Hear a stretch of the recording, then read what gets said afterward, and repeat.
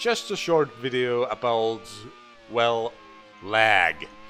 So I was practicing for the French Grand Prix and it was completely hopeless. Now I know that Magney-Cours is not one of my strongest tracks, but I literally couldn't do a single stint without crashing. The pace was alright, but the consistency, it was simply horrific. What made me very frustrated was the mistakes happened at the same places all the time. So I felt I'm not learning from my mistakes, and I was just rage quitting and throwing things. So what? Am I just a bad driver? No! Then I started thinking about the lag.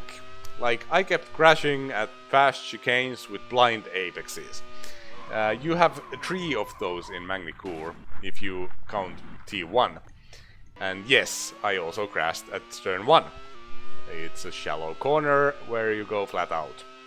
So, the kind of corners where you have to just nail the entry or you're immediately screwed, were my Achilles heel. Now, here's the setup I've been using. This is the PC I've been streaming and driving from. This is the PC that actually runs the game. Now, it's an old PC with Windows 7 because, well, you know about GP3 and modern computers. They are connected by Elgato Game Capture HD60 something that's supposed to work without any lag.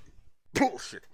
So, as I said, I've been driving through the screen of the PC that's streaming, not the PC that's running the game.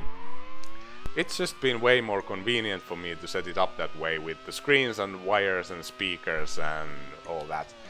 But yeah, I've noticed there's a bit of lag, but you kind of get used to it and I felt it's not a big issue. Until now. So I thought I'd make a little test and drove a practice race directly from the screen of the Windows 7 PC. And boy was I astounded how different it was. Like, I was actually consistent this time and I felt way more connected to the car. So I decided to record a sample clip to see what's actually going on. The left screen here is the one that comes from the capture card, and the right screen is the one where the game is running. You can kind of spot the lag from a moving image, but it's not completely apparent, so let's pause the game. Here you can see how far ahead the right screen is compared to the left one. So, what's the conclusion besides the obvious fact that I'm an idiot who's been driving an F1 car 40 milliseconds from the past? And yes, I actually measured the lag, and it's about 40 milliseconds. Doesn't sound like much, but the difference it's huge, and especially in high-speed corners you feel very disconnected from the car with even that little lag. So this changes things quite a bit, and now I'm actually looking forward for the French Grand Prix, as before I kind of thought it was doomed from the beginning.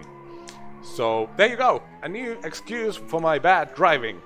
Always love to find some of those. And thanks for watching, and I'll see you in the next race.